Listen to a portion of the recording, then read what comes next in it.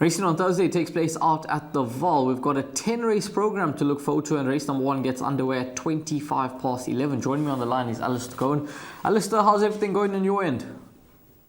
Yep, all good, thanks, Raheel. Trust you and the viewers are all good. The first grade 1 of the KZN Champion season this weekend with the Daily News 2000. I'm sure the merits of the field, etc., will be discussed at length in the coming days. But yep, looking forward to everything going on down in KZN. As always, obviously, what the Tote Willavington 2000, the Lonsdale Stirrup Cup. I saw the big press release done out of KZN that 15 Hollywoodbets Durbanville hopefuls will be going for a spin this weekend, and quite a few sort of trying to get out of that danger zone. So quite a lot to play for.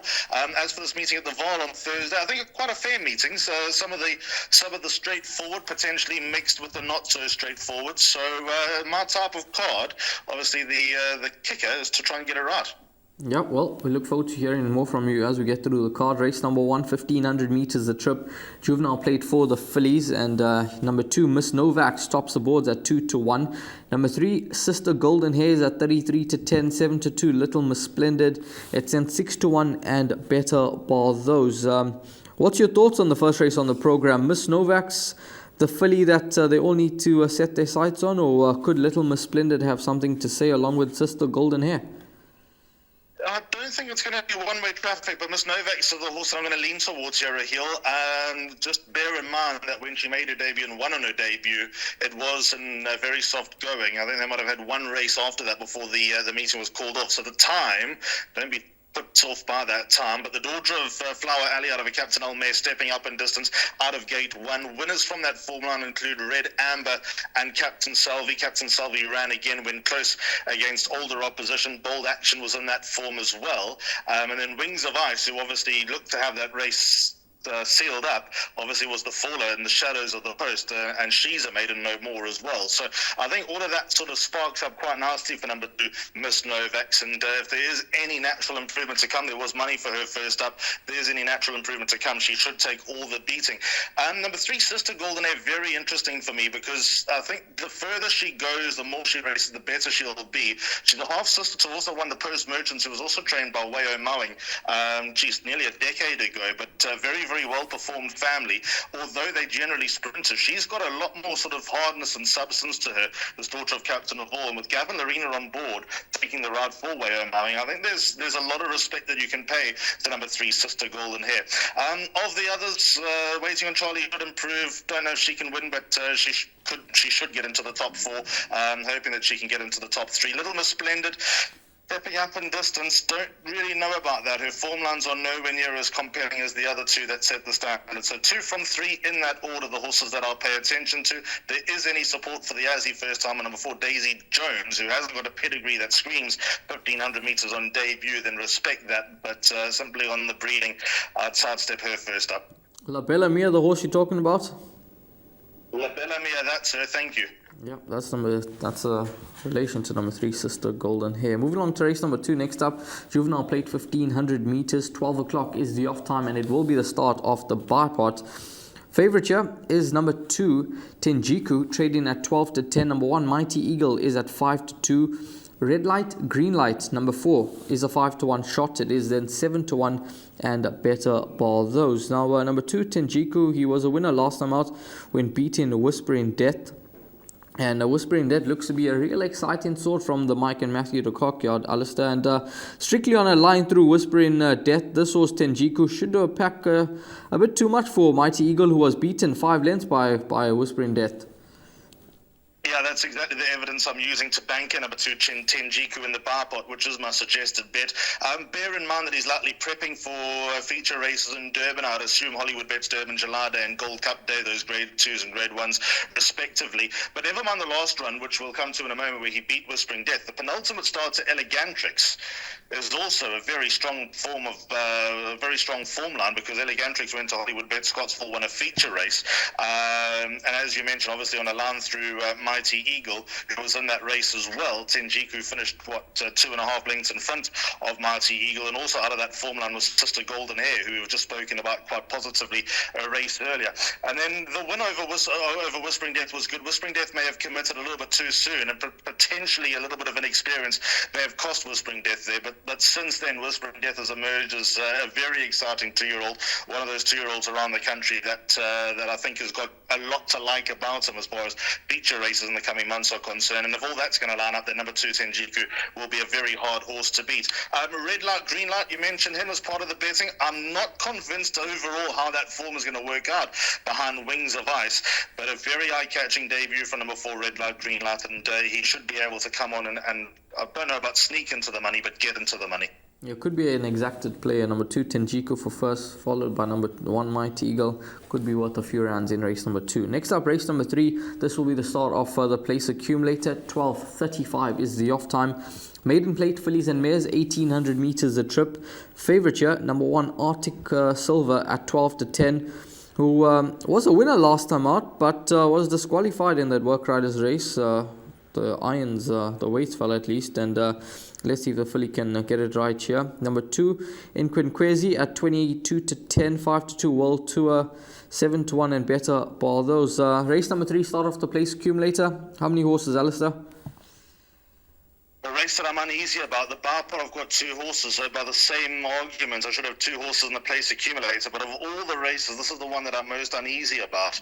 But I've used the Cape Saffron form, hopefully to my advantage, and suggest that if Inquinquezi finished, I know it was a short head in front of Arctic Silver in the run to Cape Saffron, and Cape Saffron's, Arctic Silver's got a little bit of an awkward draw to overcome.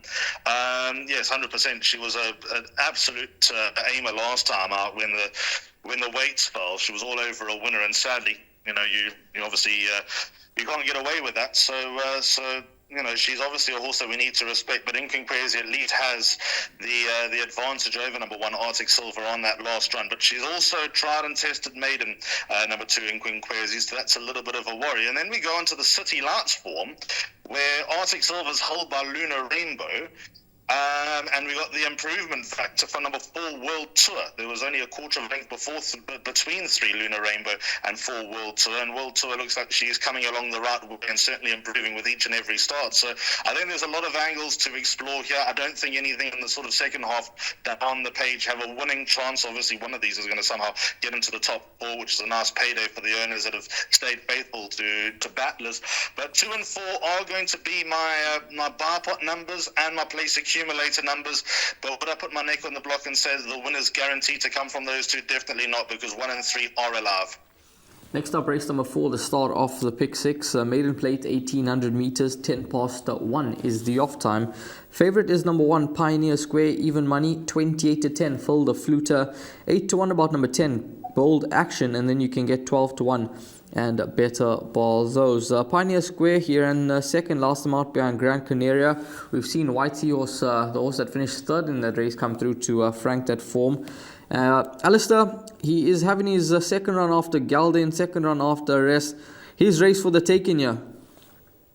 I'd like to believe so. I probably said that a few times on this preview about number 1, Pioneer Square, and he's failed to get the job done. But I can tell you his last workout was out of the top draw. Not that he's a bad workhorse, he's a very good workhorse, but Candace is fairly confident number 1, Pioneer Square, will get the job done. You wouldn't ordinarily say that 1800 meters is going to suit this horse, ideally being by Ferrari out of a Mambo and Seattle mare. But Gavin's always been of the opinion that the further he goes, the better he will be, especially last time at Hollywoodbets Scottsville, first run after a gelding, and Gavin was at him a long way out, and Grand Canaria sort of had his number, and absolutely no disgrace. Disappointing at the time, but when speaking to Justin Snaith about Grand Canaria, as you mentioned, with White Seahorse coming out of that form line, already winning and running in a handicap and not being disgraced, I think there's a lot of number 1, Pioneer Square's favour, plus the yard is in form. But I haven't banked him in the bar pot. He's a place accumulator banker all day long. And number 10, Bold Action, 51.5 kilos. Draw 1, this daughter of Futura. Her runs aren't all that bad. If you give Miss Novak's an Ideal Summer a vote of confidence, is also to follow going forward. I'm scared of this horse, number 10, Bold Action. That's a lot of weight that she receives out of draw 1. Wouldn't be drawing a line through her, but I'd like to believe that Pioneer Square will be too strong for her. but bold action does worry me, I must confess. When you started off, I thought, whoa, there we go. First leg pick six banker. Now you've created a bit of doubt for us here. 8-1 shot, bold action. Indeed. I think you've got to include bold action. I've seen a lot of, I'll put in inverted commas, lesser horses with a light weight, not necessarily in handicap terms, cause upsets. So I'm kicking for touch with number 10, bold action. I think that she's a player. Yeah, 8.5 kg is the difference between the two, and let's see how bold action does go. Could be a nice exacta and swing into play there. Race 5, 2,400 meters. It's an MR 72 handicap. 13:45 is the off time. Fifth race on the program will be the start of Jackpot 1. We've got joint favourites here, Nuclear Force and Stop the Traffic, both at 4-1. Blurred Vision is a 5-1 shot along with number 6, Alakanani. It's 6-1 Rainy Season, who showed improvement last time out, 7-1 and better ball those. Race number 5, what's your thoughts? One of the races that you need to extend here, Raheel. I've got 4 horses on my bar pot and loads of winning chances. And I don't even have the joint favourite, number 5, Stop the Traffic, who now gets a log-leading jockey, Craig Zaki, who's back in action after, I think, bruised lung, was it? I think that was the story about Craig Zaki after being kicked at Fairview on Friday. My numbers are 2, 3, 4, 9. I'm going to start with perhaps the most obscure, a filly that I went for last week, number 9, Silver Flare. Watch her last run closely. She was making up a lot of ground over the closing stages behind Azaleas for All. Chase Morjan gets on board for Tyrone Zaki, yards and form, and I think the extra trip is what she's been looking for, being by Silvano out of a Jetmaster mare. She'll be fit of that, there's no doubt. Zaki can get them to perform over an extended trip. Number 9, Silver Flare, I'm going to back up with her. I had a lot of faith in her last time. Yes, she let me down, but number 9, Silver Flare, I think, is a massive player over the extended distance, especially with the way that she was making up ground just a week earlier. And then 2, 3, and 9. Number 4, Nuclear Force. 2, 3, and 4. Nuclear Force, when Gavin Larena rides for Erico Verdenese, watch out. He does have a habit of losing ground at the start, but if he does get away on terms, he'll be a big player. He'll be fighting it out. I think he might have just been tested a bit too much over the 28.50 last time behind Moment, who ran them off their feet on that occasion, and the time before. But I think Nuclear Force is pretty much in the right spot, especially off a rating drop down to a 64. He's got to be competitive now.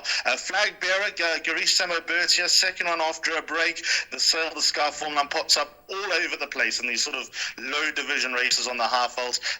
So number 2, Flag bearer, especially at the Vaal, got to be a force. He absolutely loves going around the Vaal racetrack. And then number 2, Blurred Vision, just consistent at the moment. Post-maiden run to Cartagena puts him very much into the picture because he finished just behind Rainy Season, but in front to Stop the Traffic, the Merciful, and Alakanani, and comes in here well weighted as a result, thanks mainly to the fact that he's down 4 kilograms from that last run somehow, while the others are not down enough to potentially stop Blurred Vision. So there's a little bit of food for thought. I think that could be a nice player as far as top 3 credentials are concerned. Yep, the value in the race, however, number 9, Silver Flare, 14-1 shot. And perhaps there could be some nice each-way prospects about this daughter of Silvano. Moving along to race number 6, it's an MR 66 handicap, 1,600 meters the distance, 20:2 is the off time. And in race number 6, your favorite is number 2, Unsolved Riddle, trading at 33-10. Sail the Sky, second pick in the market at 7-2. He's in terrific form, 4-1 after hours. Fever de Janeiro, it's 5-1 sneak preview, 7-1. And better ball those. Number 8, Perini Palace is a scratch-in. In race number 6, Alistair, what have you done? I'm on the fence of bankering number 2, Unsolved Riddle here, Raheel. I think he's going to be a very hard horse to beat.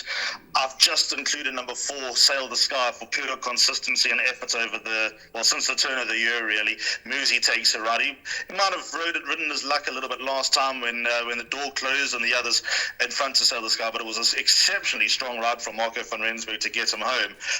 But just the fact that he's so consistent and putting in the effort and, being a half-brother to Sail the Seas, he's very well bred and starting to sort of realise that almost untapped potential, number 4, Sail the Sky. But number 2, Unsolved Riddle, Second one after a break, Cape form was solid enough. Draw one, blinkers come off. Craig Zaki goes on. The line of form with Sail the Sky suggests that he ought to finish a lot closer to Sail the Sky, who was, let's call it, 1 3/4 in front last time out. A fitter horse, a better horse for it. He's going to be a very hard horse to turn over, number 2, Unsolved Riddle. But just out of pure faith in number 4, Sail the Sky, I've included him as backup, but under no illusions, Unsolved Riddle for me is going to be a very hard horse to beat. Yeah, Sail the Sky now races off a mark of 70, so he's gone up in the ratings, and let's see how he handles that. But Unsolved Riddle, the one to beat. Race number 7 next up. This will be the start of Jackpot 2, and race 7 gets underway at 14:55. It's a Fillies and Mares 76 handicap over 1600 meters. Number 2, Tried and True, your 7-2 favorite, 9-2 on offer about number 1, Except Cookies. Pretty Anelia and Azalea's Vaal are both 5-1 shots. It's an 8-1 and better about the balance. Race number 7. Yeah, Azalea's Vaal, a filly that is on a quick backup after what was a rather easy win last week, and I wouldn't be surprised if she were to repeat the dose, Alistair. Not at all. It wouldn't be Farney's style to scratch a horse either. Now rated 77, 60.5 kilos on the back of number 9, Azalea's for all. Life ought to be harder, but you say that she won with consummate ease last week, and that couldn't be any closer to the truth. She absolutely dotted up the number 9, Azalea's for all. Craig Zaki takes the ride. There's every opportunity that she can back it up, but this is a very tricky race for Hill. I've got 1, 2, 3, 4, 5, 6, 7 of the 12 in the race as part of my bipod, and I'm going to lean towards number 6, Quantum, as my top choice, because I think Alec Ledd's got a fairly strong coupling here with number 3, Silver Parasol, but Calvin Habib is Alec's flavour at the moment, and he takes a ride. She's not the easiest around. She does need a certain type of ride. Raymond Danielson does ride her best. Calvin's ridden her once before, and I think she can be a bit of an education, this daughter of Ideal World, but the way that she stayed on last time behind Gregarious, she may have hit the front a little too soon, and she absolutely cruised up to them and got outrun later over this course and distance by Princess Ilaria. I think she's banging at the door. Just the confidence boost that she needs. 511 days off the track, so not a horse that you can sing from the rooftops and say that today is the day. But I have a feeling if she doesn't win, she'll go very, very close. But Calvin's going to have to ride her perfectly, because that's just the type of ride that she needs. But I'm sure Calvin's done a lot of work. Saw him doing the hard yards during the week at Reinkiesfontein. So yeah, big chance number 6, Quantum. Of the others, 1, Except Cookies, big player. Awkward draw. On the run to Princess Ilaria, Quantum does have her hold, but Except Cookies does have a little bit of scope to improve, still being a rising 4-year-old with low mileage on the clock. 2, Tried and True out of draw 1, not one to totally ignore. I know she's won over this distance before, but I've always been of the opinion that she's more a 1400 meter horse than a 1600 meter horse. But with that said, she can be dangerous from the front, and out of draw 1 is going to be pretty uncomplicated what Cabello is going to do. Bar Pretty and is running so well, ran with boys last time, finished 4th to the Ultimate King, who somehow held the Hollywoodbets Durbanville July entry. Has the handicapper got number 5, Princess Anelia? Potentially, but until she completely loses form, I'm not going to write her off. And then 9, 10 and 12, Azalea's for all for the reasons we just mentioned. Last Ginger, no weights on the back. Holding the gregarious form by Quantum, but with that said, she shouldn't be too far away. And then the bottom weight, number 12, Oh My Gucci Girl, absolutely no weight in the back. JC Buertas takes the ride, 51.5 kilos on the daughter of Querari. I think she's underachieved a little bit. I think she's a little bit better than what we see in black and white, and she could be a danger for lightweights as well. It really is a openly competitive, nightmarish race. The more you can afford, the better. Yeah, very tricky race, race number 7, the start of Jackpot 2, but Quantum could be the each-way play at 8-1. Next up, race number 8. This is set to be run over the 1,000 meter trip. It's an MR96 handicap. 3:30 is the off time. Number 3, Master Casper. Number 4, Passage of Power are both at 4-1. Warm Winter Night, Johnny Appleseed are 9-2 shots. 7-1 about Richard the First Chieftain. 8-1 Sorcerer Supreme. It's 12-1 and better about the bottom few.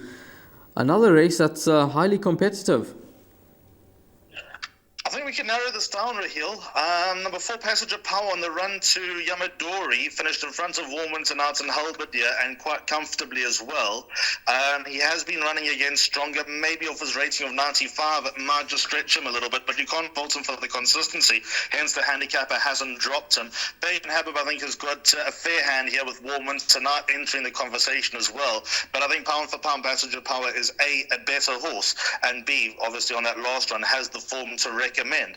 Interesting dynamics here with Warminton out versus Master Casper. Master Casper comes in here much better weighted and arguably needed the run last time and beaten 2.5 lengths by Warminton out. I think he'll turn that form around. He's a half brother to Master Archie. We saw the other half, Churchillian, win at Hollywoodbets Kenilworth around a week earlier. Kept very good company as a youngster. He started life in Cape Town, so that may have been a signal that he was highly regarded, obviously, with the idea of targeting the slipper in 2024, where he was beaten by Little Ballerina. But I think Master Casper is probably better than the form that you see off the rating that he was handed when he was given a rating of 101. The races that you have to pick and choose kind of present themselves. You've got no room to wiggle. And second run in a handicap, with his first run likely to have needed it.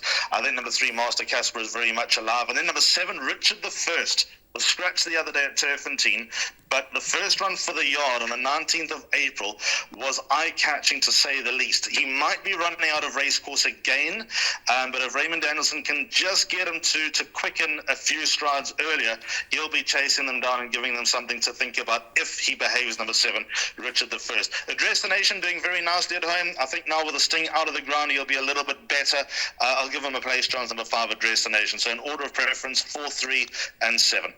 4, 3, and 7 is how Alistair tips them up here in race number 8 on the program. Race 9, penultimate race, and this is set to be run over the 1,000 meter trip as well. It is an MR80 handicap that gets underway at 4:10. Favourite in the race number 9 is number 6, Hemisphere, and 3, It's Personal, both at 9-2. 5-1, Tiger Storm, Phantom Express. 8-1 about Rafa Bay and Kinshin Shah. It is then 10-1 and Better Ball. Those number 8, the Navy Lark, is a scratch-in. It's a day that appears like the exotics are going to pay very, very well, Alistair. And the final leg of the Pick 6, race 9. How many numbers here? Yeah, I like it. Just 2 horses. I'm surprised that Julius Mariba's taking the ride of number 11, Rafa Bay. That Cape form sticks out. I mean, I think Unbel D, if he carried 4 kilos more than Rafa Bay in this race, I think Unbel D would come home doing handstands. Plus, that form line has worked out very well. Just for a little bit of clarity, Bluff on Bluff has come out and won. Sweetie Darling won at Fairview. But you got those real hard knockers in and around Rafa Bay on that occasion. I know Rafa Bay was sort of an average maiden, had to win a work riders to get out of the maidens, kind of held form along the way, the son of Rafif, but I think he's well placed to run well if he doesn't need it, number 11, Rafa Bay. And then an absolute lunatic, surprised that he's in double figures. He's 16-1, number 12, Prince of Kildare, Raheel. Jason Gates up for Billy Raiters. I think he's been running in the wrong races along the way. Back to 1,000 meters, a trip that he never run over before, but he's got a lot of cheap speed. He's got form to the likes of Storm Brasco, i.e. Hotter Ruby in that race, who's rated north of 110. He's in his happy place company-wise for the first time in a while, number 12, Prince of Kildare, and off a lightweight, a very, very dangerous horse. And at a push, he's going to be my top choice at a price. Nice each-way play, number 12, Prince of Kildare. Obviously, quite a few others coming to the reckoning. 6, Hemisphere. 5, Tiger Storm, not horses to run away from. 2, Water Tiger, always with the respect over the 1,000 metres, especially at the Vaal. But there's no doubt the value for me, number 12, Prince of Kildare. I like him to be in the top 3 at worst. You are really finding some nice gems on the card for this race meeting, and hopefully all can fall into place. Race number 10, final race on the program. It's an MR66 over the 1,000 meter trip. 16:45 is the off time. 16-10 favourite here. What at 1 Tiger. It's 33-10 in a fix. 7-1 Parla Million Samoa. 8-1 Dancing Dora. Double figure odds about the balance. 1 Tiger, he won a very easy race last time out when beating Carnarvon. He showed a massive improvement. 2-year-old taking on older horses. He's got 60.5 to shoulder. We saw that horse, I think it was Sylvan Tiger or Sylvan something from the Tony Peter yard win, just scraping last week, I think it was, when beaten in a fix. What do you think? Can this horse win against the older horses? Yes, he can. He's my top choice. Surprised that they're going with blinkers for the son of One World. So they must believe that there's a little bit more to come. A fluent winner last time. We know nothing about that form line at the moment. But with that said, there was a lot of expectation about him on debut, and he did nothing. But then he raised his game sufficiently to win at a second start. So there's got to be something to come from number 3, One Tiger. Takes on all these absolute exposed, stuck in that place horses, and he could be on his way. Certainly a division or 2 or 3 stronger than this number 3. One Tiger. So he's the horse that I'm going to lead with, but just the fact that he's got to give a lot of weight away being a 2-year-old. The old cliches are disclaimers with number 3, One Tiger, but he is the top of my list. 4 in a fix for pure consistency has to go in. Stiff last time, that could have gone the other way. Drawn on the inside, both of them, so they might have a couple of hindrances to them, both these horses, but number 4 in a fix can't knock him. But you mentioned gems, they've obviously got to arrive, but this could be the gem of all gems. Number 8, Jet Cat. Back at the Vaal, back down the straight at the Vaal where he runs his best races. Raheel, here's my lunatic quartet selection. High number draw, has got a good turn of foot if he's not too far back going through the early stages. Number 8, Jet Cat, could be the one that quickens at them best. Currently at a price of around 12 to 1. Again, a 9-year-old that's this exposed, hard to get excited and have the rent money on the son of Trippy, but I think he'll get into the top 4. When I say top 4, very strong quartet chance about number 8, Jet Cat. He'll be flashing up and giving you something to scream about. On the run to Pile of Millions on the 26th of April, there's quite a lot of form that's around here. Finished in front of Samoa, together against Si Veloce, just behind Dancing Dora and Pile of Millions. And although he's not waited to turn around, I've always thought at his home course, he's just a better horse, number 8, Jet Cat. Sounds like we can start making some Hollywoodbets Durban July money tomorrow. Just one of these lunatics towards the end of the card needs to click. That's all. The start of the card looks straightforward. Hopefully it goes according to plan. And after that, it opens up. Just one of them to click into potentially nice anti-post play into the Hollywoodbets Durban July. Just so everyone knows, don't have that anti-post play into Fiery Pegasus. She hasn't been removed from the market, but she is officially out of Africa's greatest race. Yeah, it's a bit unfortunate that we're not going to be able to see Fiery Pegasus on July, but we look forward to a foil campaign. We're going to move along to the suggested bet now. Alistair will take us through his suggested bet for racing on Thursday out at the Vaal, a bipot that will begin with the running of race number 2 at 12 p.m. Alistair, take it away. Early starts, so don't miss the boats. Lots of early starts this week. So Bipot Banker 2, Tenjiku in the first leg by 2 and 4, Quinquezi and World Tour. Might want to put one more in there. By 1 and 10, Pioneer Square and Bold Action. By 2, 3, 4, 9, Flag Bearer, Blurred Vision, Nuclear Force and Silver Flare. One of my loons on the day. By 2 and 4, Unsolved Riddle and Sail the Sky. Unsolved Riddle, hard to beat. And the final leg, if you can put field in, but 1, Accept Cookies, 2, Tried and True, 5 on the card, Princess Anadia, 6, Quantum, 9, Azaleas for All, under a penalty, 10, Last Ginger, and 12, Oh My Gucci Girl. We should have enough there to get through. That is the bipod for racing out at the Vaal on Thursday. Alistair, thanks very much. Have a wonderful week ahead, and we shall see you on the weekend. Raheel, yep, looking forward to seeing everyone down in Durban this weekend. Grade 1 action, one of the institutions on the South African racing calendar, the Daily News 2000. Might be a small field, but the Met winners going around, and also one of the more exciting fillies. So there's no reason not to be there, and looking forward to seeing you, the whole team, and all KZN race goers, and potentially those from around the country who will make their way. Yeah, all the best with racing on Thursday out at the Vaal.